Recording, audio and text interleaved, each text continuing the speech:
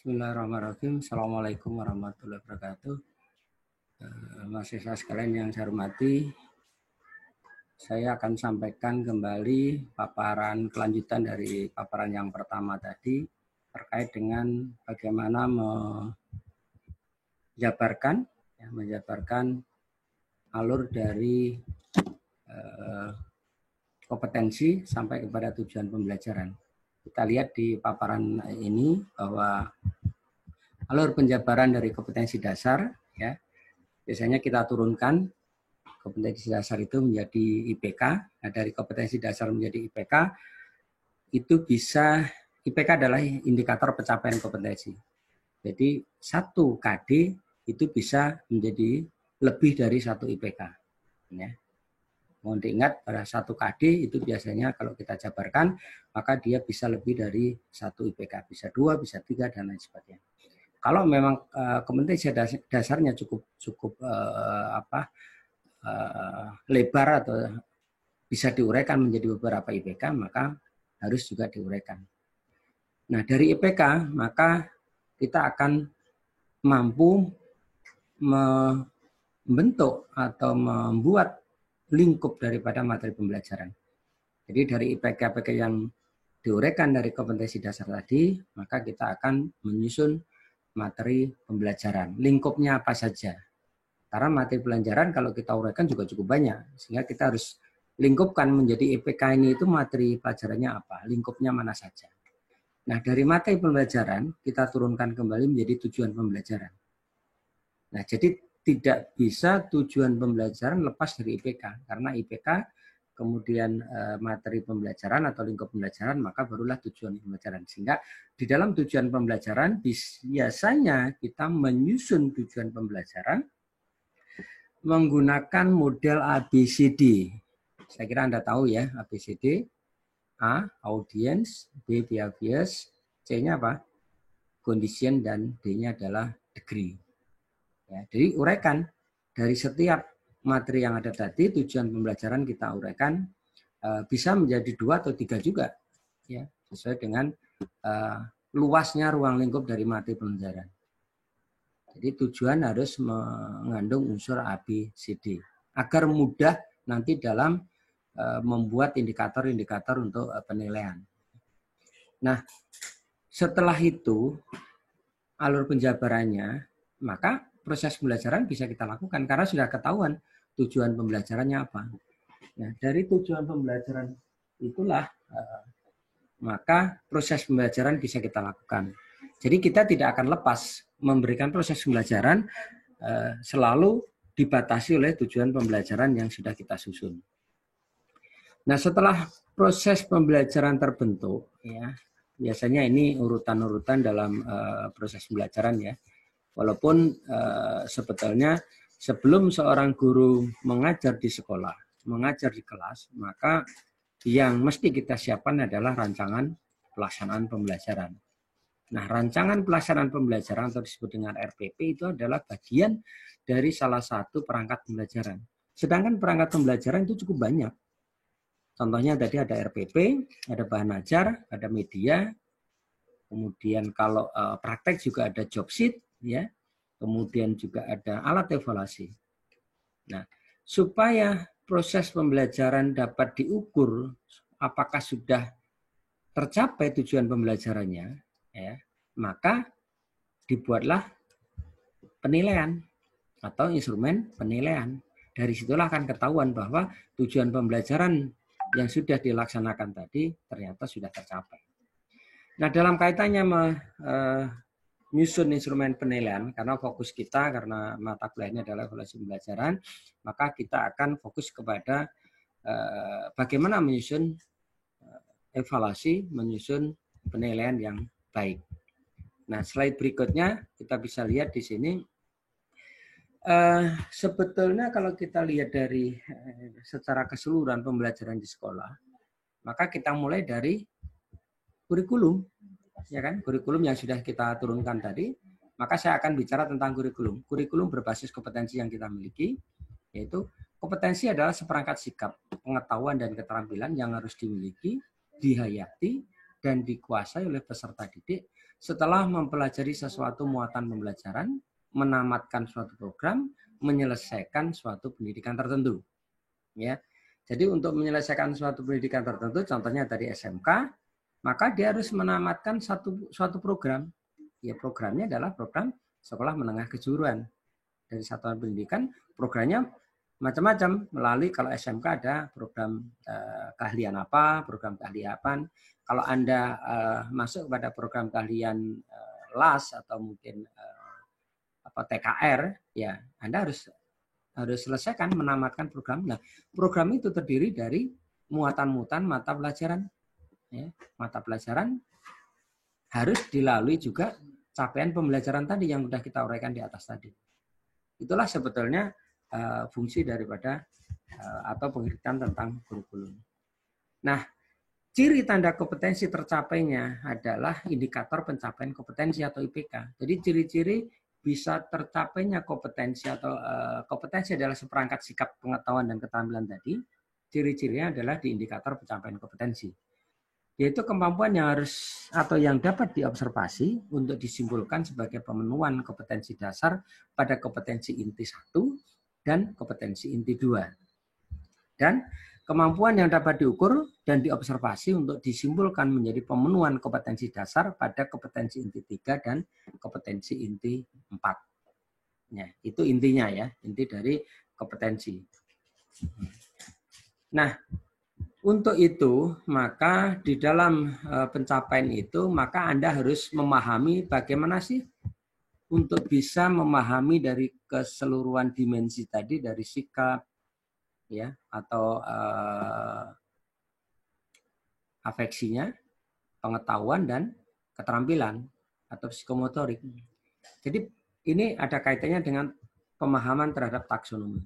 Yang pertama, taksonomi dimaknai sebagai perangkat prinsip, klasifikasi atau struktur, dan kategori ranah kemampuan tentang perilaku peserta didik yang dibagi menjadi ketiga tadi, sikap, pengetahuan, dan keterampilan. Nah, pembagian taksonomi hasil belajar dilakukan untuk mengukur perubahan perilaku peserta didik. Ya, pembagian taksonomi belajar dilakukan untuk mengukur perubahan perilaku peserta didik. Karena proses belajar akan bisa diketahui, akan bisa terjadi kalau adanya perubahan dari perilaku peserta didik. Maka proses pelajaran ternyata berlangsung. Nah, selama proses pelajaran sampai pada pencapaian hasil belajar untuk mencapai kompetensi lulusan yang dirumuskan dalam bentuk aspek perilaku atau behaviors.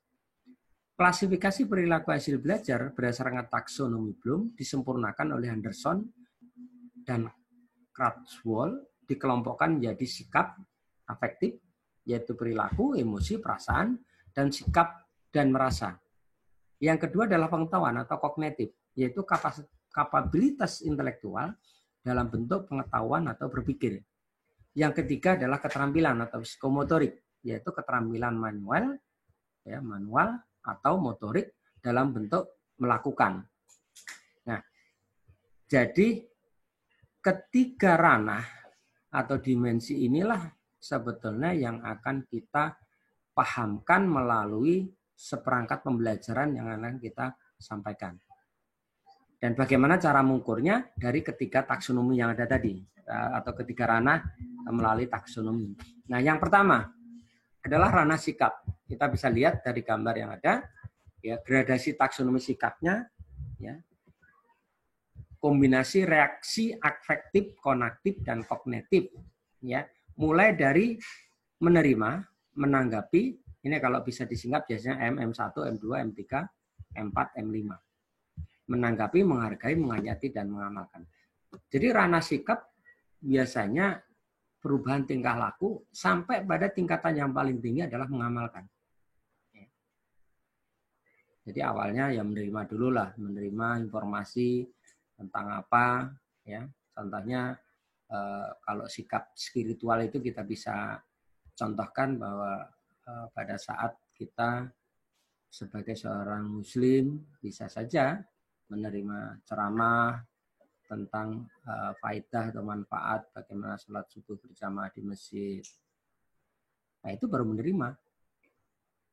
Nah, setelah menerima ceramah-ceramah, kemudian menanggapi, tanya-tanya gitu ya. Reaksi lah, reaksi dari kita.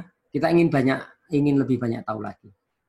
Nah, setelah itu kita melihat bahwa orang-orang yang menjalankan sholat subuh berjamaah di masjid, kita bisa menghargai mereka, menghargai bahwa itu sangat berat, sehingga kita hargai.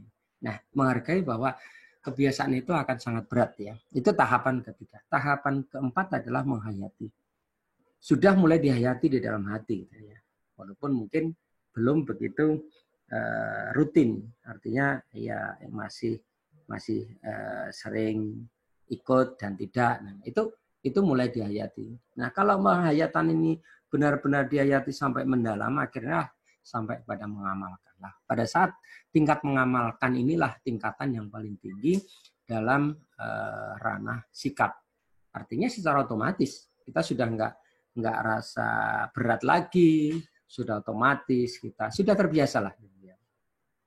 Nah, yang kedua, ini penjelasannya ya, penjelasannya mulai dari menerima, menanggapi, menghargai, menghayati, dan mengamalkan tadi.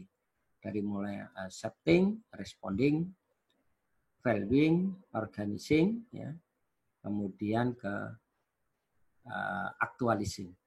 Itu tahapan mengamalkan tadi. Ya. Nanti deskripsinya bisa Anda baca. Nah, ranah pengetahuan, ya, ada dimensi proses, ada dimensi pengetahuan. Proses kognitif sama dimensi pengetahuan. Nah, ini biasanya setara. Kalau yang dimensi pengetahuan ada 4 tingkatan. Mulai dari faktual, konseptual, prosedural, dan metakognitif. Nah, yang C1, dimensi kognitif atau proses kognitif itu biasanya dari C1 sampai C6. Ya. C1 adalah mengingat, C2 memahami, C3 menerapkan, C4 menganalisis, C5 evaluasi, dan C6 adalah mengkreasi. Nah, C1 itu biasanya setara dengan faktual. Ya. Kemudian C2 itu konseptual, C3 prosedural, nah C4, 5, 6 masuk ke dalam metakognitif. Penjelasannya adalah C1 mengingat, jadi hanya mengingat kembali, memori. Nah, inilah pembelajaran abad 21 nanti sudah tidak terlalu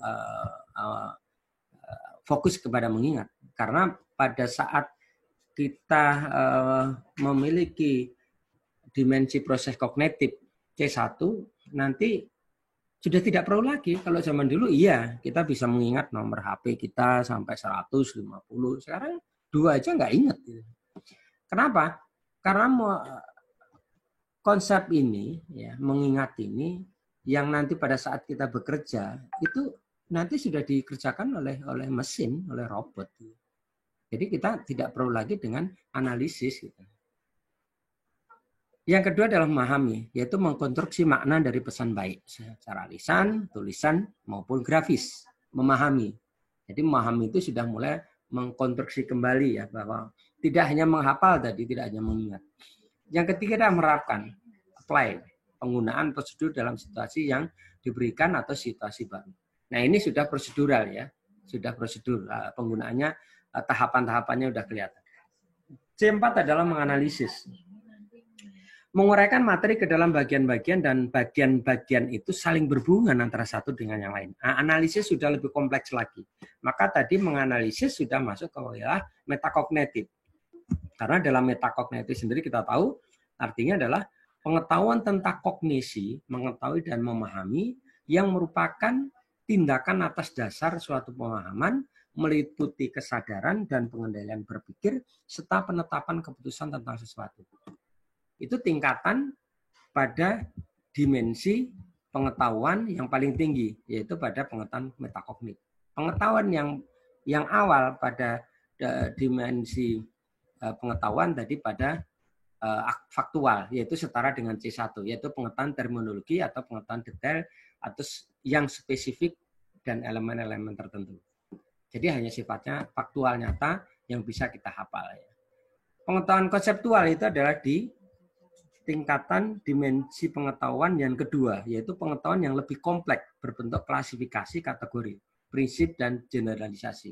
Nah, ini biasanya sudah orang sudah siswa sudah bisa mengklasifikasikan, mengkategorikan. Contohnya kalau tumbuhan berakar serabut, maka dia mengkelompokkan. Kelompok akar serabut itu apa saja gitu ya. Pohon kelapa, padi dan lain sebagainya. Nah, itu masuk kepada konseptual. Yang ketiga adalah prosedural. Ya, prosedural kalau kita gabungkan tadi, kita mappingkan dengan proses kognitif, dia masuk ke apa? Masuk ke apply, penerapan.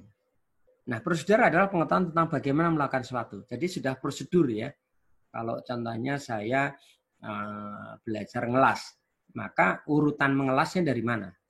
Ya, mulai dari mempersiapkan bahan dulu, kemudian harus memakai alat pelindung, kemudian menentukan dulu bahannya seperti apa dan sebagainya. Nah, itu langsung prosedural.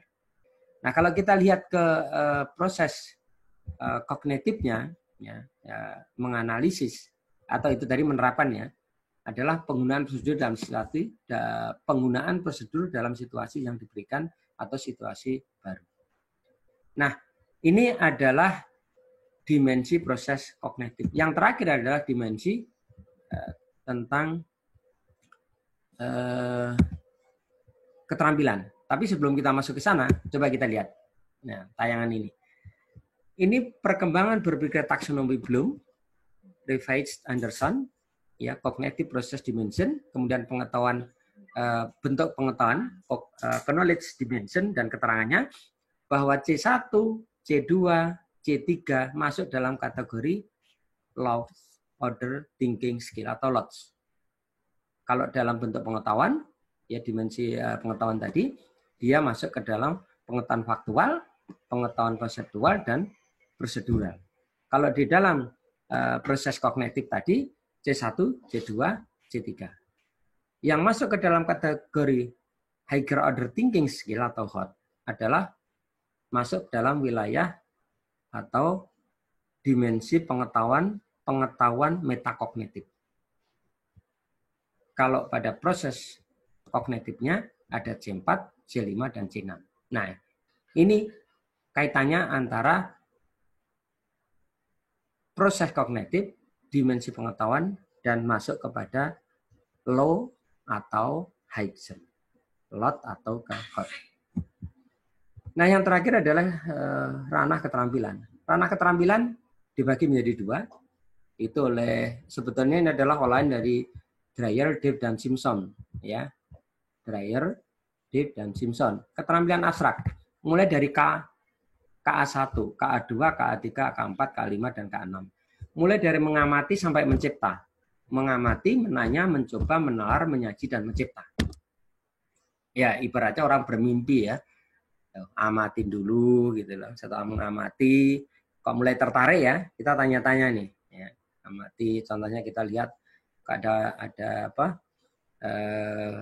sepeda gitu ya. Ada sepeda kita amati, kita tanya-tanya bagaimana ini kan gitu. Kita coba mendesain gitu ya. Ya, setelah mendesain, kita nalar-nalar, oh berarti kita perlu ini dan lain sebagainya. Kemudian disajikan dalam bentuk konsep atau desain awal gitu ya. Nah, yang terakhir kita bisa mencipta. Ini dari Dreyer ya keterampilan abstrak. Nah, yang keterampilan konkret ada dua, yaitu ada Dave, ada Simpson. Dave itu menggunakan P1, P2, P3, P4, P5. Mulai dari imitasi, manipulasi, presisi, artikulasi, dan naturalisasi. Naturalisasi itu pada tingkatan paling tinggi keterampilan konkret. Kalau orang udah profesional banget ini, ya contohnya tukang las saja gitu. Berarti pada saat dia ngelas itu sudah tidak harus berpikir lagi, saya harus pakai elektrode berapa, kemudian arusnya berapa, tidak. Jadi dia tahu tebal plat yang akan disambung berapa mili, kita menggunakan elektrode ukuran berapa, sudah tanpa berpikir lagi, istilahnya sudah otomatis gitu. Ya. Dan lasnya juga langsung tidak nempel-nempel lagi gitu loh. Pada saat kita latihan keterampilan konkret ngelas itu yang P1 itu masih nempel-nempel gitu ya. Nempel-nempel itu imitasi karena ibaratnya kita meniru kan. Kalau di dalam Simpson tadi persepsi kesiapan meniru. Jadi meniru-niru dosennya atau gurunya mendemonstrasikan caranya ngelas gitu. Terus siswanya mencoba. Ngelas pertama kan pasti apa? Pasti nempel. Ya kalau las listrik itu biasanya lengket dulu, lepas kan susah gitu ya. Jadi nggak akan dapat lasnya yang baik. Nah karena memang masih keterampilan masih sangat rendah. Kemudian yang tingkatan kedua adalah tingkatan manipulasi atau membiasakan. Nah, sudah terbiasa gitu. Terbiasa akhirnya karena kan kalau keterampilan itu bisa menjadi profesional, bisa menjadi yang sangat terampil, itu kalau terus berulang-ulang dilakukan ya. Ya, kita contohnya aja pada saat kita mengendari kendaraan atau nyopir, mengemudi gitu dari awal kan kita nggak bisa, tapi lama-lama kan kita bisa terampil. Dan secara otomatis terampil sudah nggak mikir lagi gitu. Mau pindah gigi dan lain sebagainya, nanjak turun, ngerem dan lain sebagainya udah otomatis. Itu adalah keterampilan yang paling tinggi. Originalitas kalau dalam Simpson ya. Presisi udah mahir, sudah dikatakan sebagai seorang yang mahir. Presisi itu setara dengan mahir. Artikulasi alami. Alami itu juga di atas mahir ya. Yang paling tinggi adalah original atau naturalisasi. Nah, itu ya mahasiswa sekalian, dari ketiga ranah itu sebetulnya sebagai modal nanti pada saat Anda menurunkan tadi, menganalisis dari KIKD menjadi kisi-kisi, kemudian kita akhirnya bisa menyusun soalnya.